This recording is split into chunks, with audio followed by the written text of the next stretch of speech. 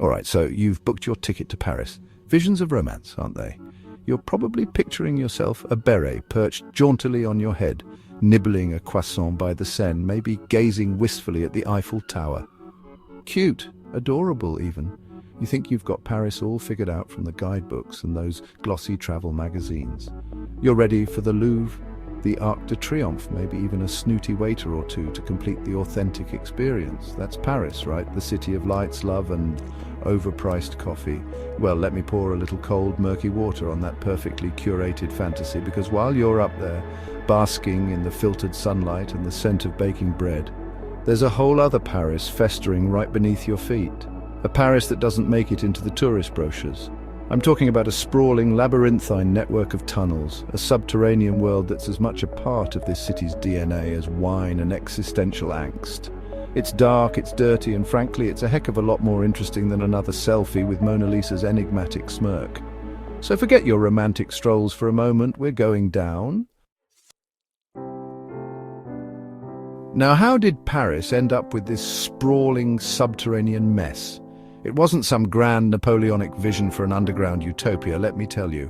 No, like many of the best and worst things in life, it started with a simple need and a whole lot of digging. Think way back, centuries ago, Paris was booming, buildings were going up, and all that lovely limestone, the kind that gives Parisian architecture its signature creamy glow, had to come from somewhere. And where was that somewhere?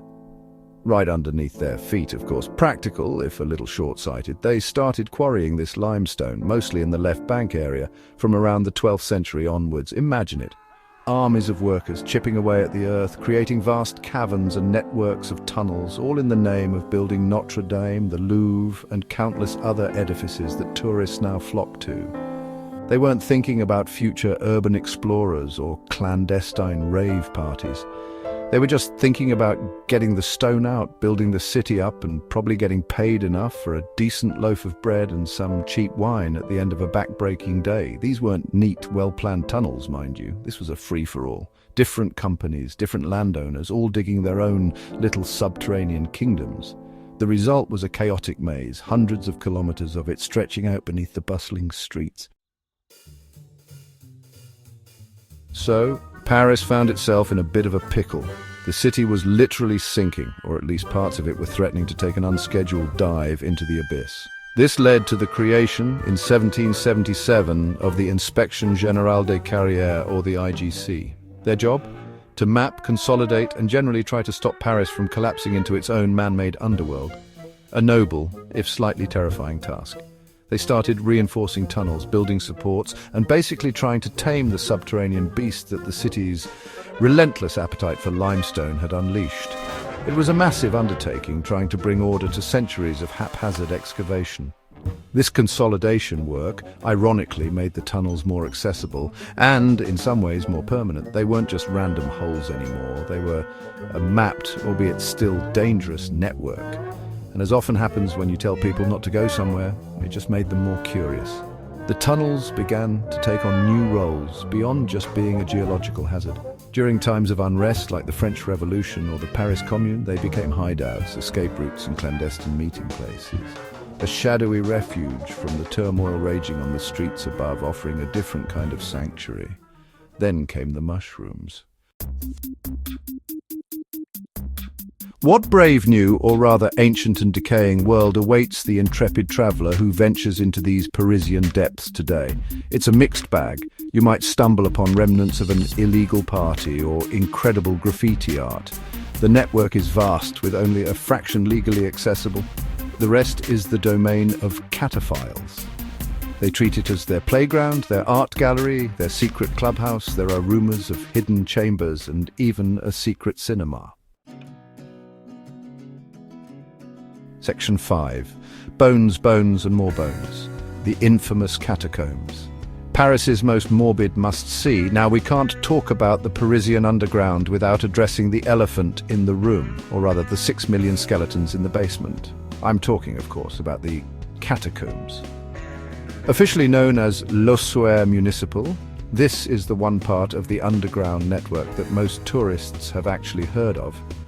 And for good reason. It's a place where death isn't just a concept, it's a design element. Millions of human bones and skulls artfully arranged into walls, pillars, and rather macabre decorative patterns. It's like a Home Depot for the dearly departed, if Tim Burton was the interior designer. The story behind this bony repository is, like much of Parisian history, both practical and slightly horrifying. By the late 18th century, Paris's cemeteries, particularly Les Innocents, were literally overflowing. We're talking bursting at the seams, bodies piling up, creating a rather significant public health hazard. Imagine the smell on a hot summer day. Something had to be done. So the city authorities had a bright idea. Why not move all those inconveniently deceased citizens into the now empty and conveniently located underground quarries? Problem solved? Sort of.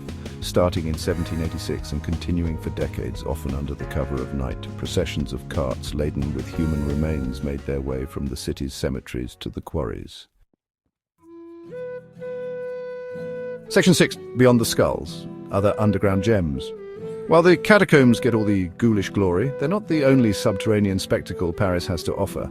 The city's underbelly is a smorgasbord of forgotten infrastructure and hidden histories. Take the old abandoned metro stations, for instance, stations phantoms, they call them.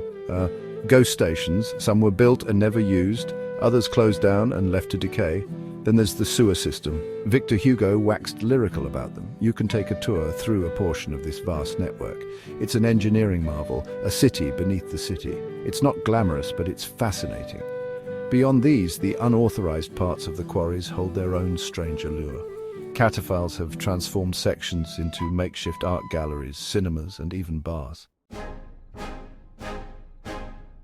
Section 7. So you want to play mole person, a few words of wisdom for aspiring tunnel rats. All right, so the sanitized tourist traps aren't cutting it for you. You've heard the call of the void, the siren song of the subterranean.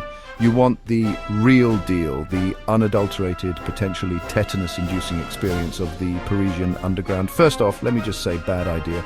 Seriously, it's illegal, it's dangerous, and you could very easily end up as another anonymous headline about a tourist who went looking for adventure and found a collapsed tunnel instead.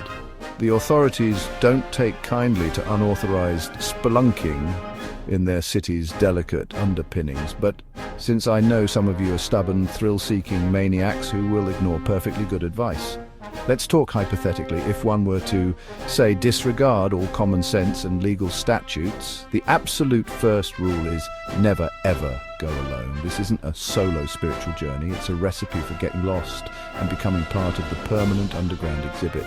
You need at least one other person, preferably someone who has a vague idea of what they're doing. Second, know your limits and the limits of your gear. A dying phone flashlight isn't going to cut it when you're kilometers deep in a lightless labyrinth. Section 8. Gear up or get out, what not to wear when you're romancing the Rat King. Let's assume, against my better judgment, and probably yours too, that you're still determined to explore these subterranean Parisian delights. Fashion, my friends, takes a backseat to function when you're crawling through centuries of grime. This isn't the place for your skinny jeans or that chic little black dress. Think utility, think durability. Think I don't mind if this outfit gets irrevocably stained with mystery goo. Old clothes are your best friends here, items you wouldn't mourn if they had to be ritually burned upon your return to the surface world. Footwear is critical. Those flimsy sneakers you bought for strolling along the Champs-Élysées, leave them in the hotel. You need sturdy, waterproof boots with good grip. The ground is uneven, slippery, often muddy, and occasionally strewn with debris that would love to acquaint itself with the sole of your foot. Ankle support is a plus. Steel toes?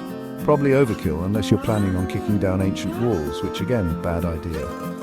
But something that can handle rough terrain and protect your precious little piggies is non-negotiable. Lighting. Section 9.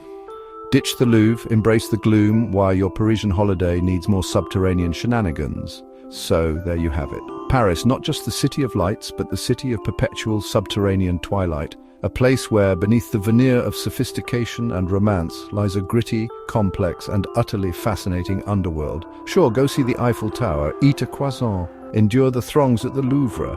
But if you want a story that doesn't involve complaining about tourist crowds or the price of an espresso, if you want a taste of something raw and real, then maybe, just maybe, you need to look down. This isn't about recommending you break the law and risk life and limb for a cheap thrill, not entirely anyway. It's about understanding that the heart of a city often beats strongest in its hidden places, in the layers that most people never see. The official Catacombs tour, the sewer museum, these are your gateways, your sanitized glimpses into this other Paris. They offer a taste, a hint of the vastness and the history that lies sleeping or perhaps just waiting beneath the cobblestone.